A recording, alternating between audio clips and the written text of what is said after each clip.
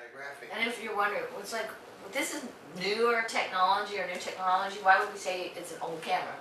Because it's old technology. It's not new technology. I tell people, most of the people that talk about 3D have never worked in 3D. I worked on the charge at, is it at Powder River? I think it's charge at Powder River.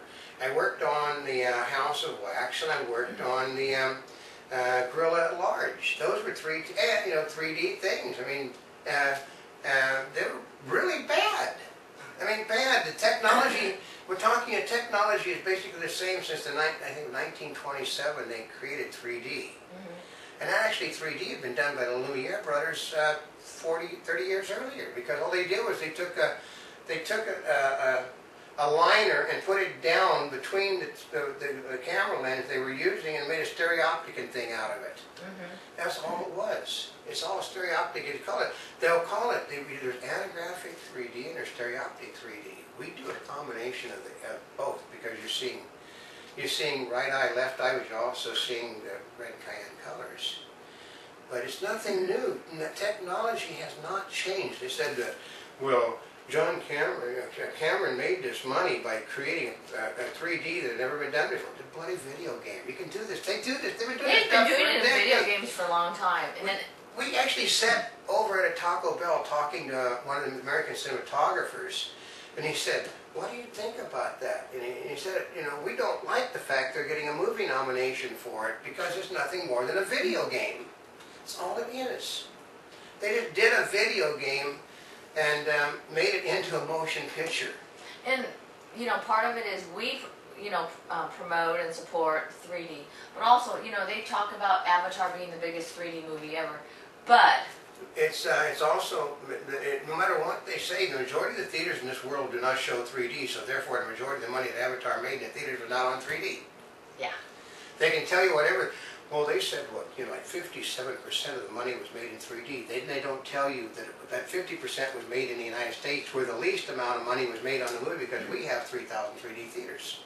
Yeah, and part of it is it's a numbers game. There's not enough 3D theaters compared to regular theaters. They have to show the majority of every film in 3D is shown in 2D, and then they don't release them on DVD in 3D because why don't they? Because they haven't figured out a format to put it on. The old format worked. Here's the question. Okay, say I went to buy a throwaway dollar copy 3D version of the House of Wax. Okay. Well, how do you show it? They ask you, how do you show it on your computer screen? Well, those will show on any screen. But then you put it in your DVD player. How are you watching that thing on your television set? That's not a 3D set. Well, any TV set used to do it. Well, I think part of the challenge is when you go to the movie theaters, they give you glasses like... Yeah, like that. Like these. But most people don't have them at home. So when the movie comes out on DVD, if you don't have it at home... you're not going to pay $40 for your family to watch a 3D movie. This isn't going to be done. So they look at how many of the 3D movies that have been made are not in 3D when they're released. Actually, they could, because they have put the Anaglyph 3D in it. Yeah. Well, they've done... They could put a couple pairs of these and increase the prices. Yeah, but they won't pay for special edition. Part of it is people don't want to pay more for them. They're paying more for the 3D, for the DVDs they're getting now, which basically help to kill the market. They have released movies in antigraphic because you buy a million. Okay, I remember the people that were doing the 3D stuff, the glasses for Journey to the Center of the Earth, were so proud that they were going to have like 10 million glasses, and unfortunately, they only released to 1/3 of the theaters in 3D, and then they didn't put it out in 3D originally. And then when they did put it out, it was the antigraphic. They put like 2 pairs of antigraphic glasses in them. And then and when they do a thing in 3D for home viewing, like the sporting event, they're not using these for the sporting event. They're putting it up. Okay, all 3D starts with antigraphic, and then we can process it into this form. It's not a problem. It just takes more processing. It takes more processing. It takes longer to do it, but we can transform our antigraphic into the clear glasses stuff, and then you process it again for whatever system that you want to put it on. You want it on a Sony, okay. If you want it on this, you want a Blu-ray, do this. It's capable, it just costs you more money. But, I mean, she's seen, okay, we saw a really good 3D presentation, Terminator thing over at Universal, which really was good in 3D. Actually, they did a great job. I mean, and actually, that's where you see the 3D glasses. You see them, what, at Disneyland? Yeah. And they don't have, they have, like, plastic frames and then, like, this, they're not hard like this. No, they're really cheap glasses, but they do it so because people throw them in but they're afterwards. still costing like $3 or $4 a pair. So when they're showing that, they're biting the bullet. They brought Captain EO out, which was basically in the old form of 3D.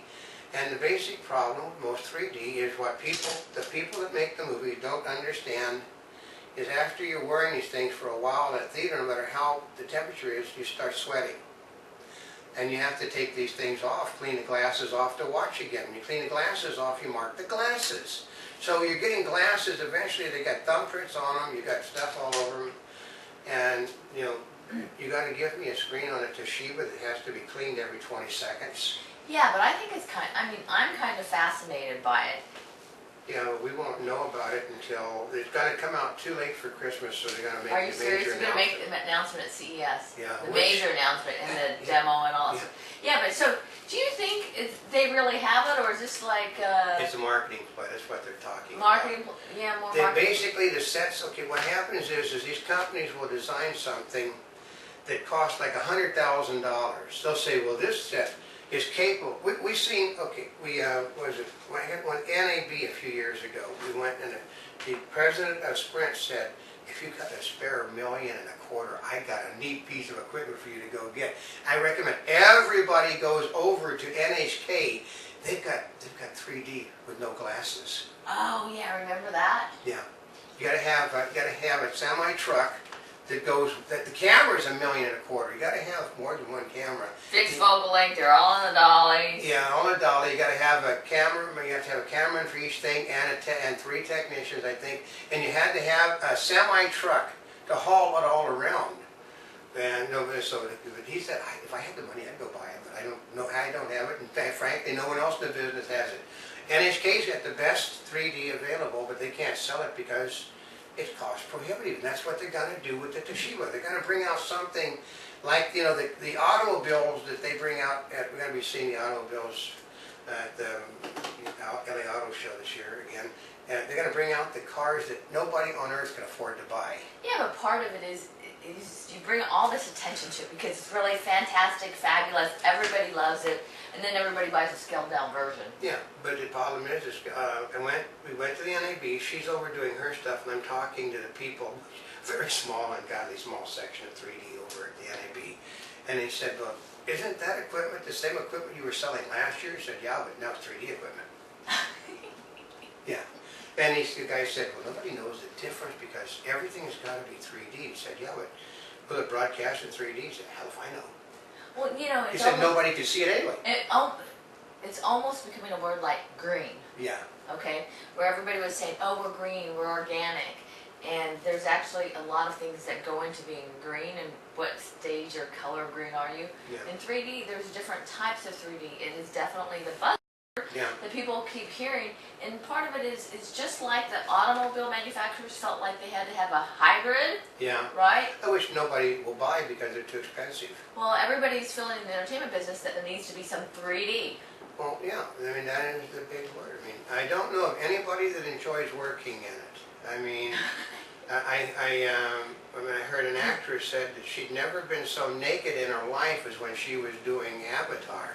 Oh, because they have to paint the body so that all of this stuff can be done on it. And she said, my husband didn't see me this naked when I met him. And the crew is sitting there, it's just not like they got to, all the hair's got to be shaved off the body and everything. No, and then if you got something that you got a mustache or something on, well, that mustache has to be removed. Then you got a fake one on.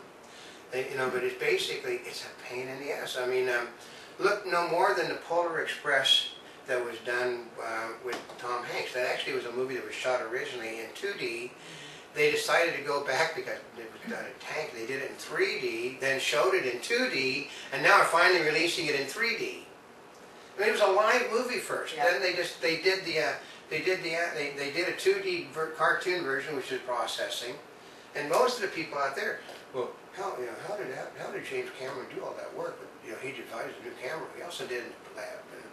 Most people do their stuff in the lab. Mm-hmm. I mean, the second highest grossing picture in 3D is Johnny Depp's Alice in Wonderland, which is about to hit $1 billion. All of the 3D stuff was done after the fact. Oh, was it on that one? Let's see, the Piranha, which they're all hopped off about, which is not making any money now, but they say they expect it to be a cult. Well, because they got dark naked girls in 3D. Oh, well, and part of it is when you watch Blu-ray, there's times where it almost feels like it's 3D. Yeah. So, like with Alice, when they bought the set, you get a Blu-ray and a regular DVD in it, or high def DVD, you know what I mean? Yeah. But you got two of them, because before they used to sell a Blu-ray disc and then a regular disc. Yeah, now they're doing two because, as they say, never the twins shall meet. But no, we've seen 3D in many forms. I mean, actually at Disney, you can see 3D in multiple forms at Disney. You can see A Bug's Life, you can see Captain EO, you can go over to the Toy Story thing over in California Adventure, see another version of 3D. As a gimmick, I mean, I can see it as a live action show thing working well. Yeah, well, the Terminator worked really well. Oh, we like that. And then we haven't seen it yet, but the King Kong at Universal. Yeah, but King Kong at Universal, it's C360 3D, which is totally impossible because you can only see, so we can only do a 180 no matter how hard we try. So you're not seeing what's behind you, so they're not doing what's behind you, so it's only a 180. But didn't you just put a camera that goes both directions? No. Oh. They got 360 lenses, but Yeah. 360 lens, okay, it's $25,000 for the stupid camera. And you'd have to have, that all has to be processed because you can't. I figured they just took the 360 camera, took the feed, and they made it 3D. Yeah, it's processed, that's what we know, but somebody put it in my hat, they unzipped my Really? hat. Yeah, I've zipped it now. I'm going to Did they leave any money for you in there? I don't think they did, which means they took the money out that was in it. I know this is one of those fun hats that's got a zipper for it. No, but Anyway. most of the people that I know cannot figure out how I mean, it is theoretically possible. I think I know how they've done it. I think they've got everything you're going to be showing on that set that's going to be the demo model is going to be proprietary only for Toshiba. What they're going to do is they're going to take a whole ungodly lot of programming, spend a lot of money making it so it'll be shown on these sets at the showrooms, not the little showrooms, I'm talking like the NAB, like CES. Yeah, they do a demo reel. They do a demo reel. It's all into over and over. They've got to spend millions to do it, and it will look great on that set. We've seen it. We were there at the debut of Blu-ray. Wait a minute, is this one of those things where it's like, remember when we were looking at Blu-ray, that everything had to be perfect, Yep. and then the Bluray would look fabulous. And otherwise, it's like... If there's anything in the system that's out of whack, you got a problem. And this is the Toshiba programming, the TV, and all. Everything then it looks perfect. Yeah. But see, the challenge is most people in their home theaters are not going to have all that programming geared for that TV. Well, no, it's just, like I said. And all the stuff along the way. When I was young, they used to call everything around you that the broadcast went into was the ether. Now it's called the cloud because everything is going to be out there in the cloud. Everybody's proprietary platform is going to be out there at the same time. Say you want to watch, the next version of the Mummy when it comes out in 2012, I think. That's going to be in 3D, as I understand, and that's going to be a Universal 3D. Universal Studios 3D.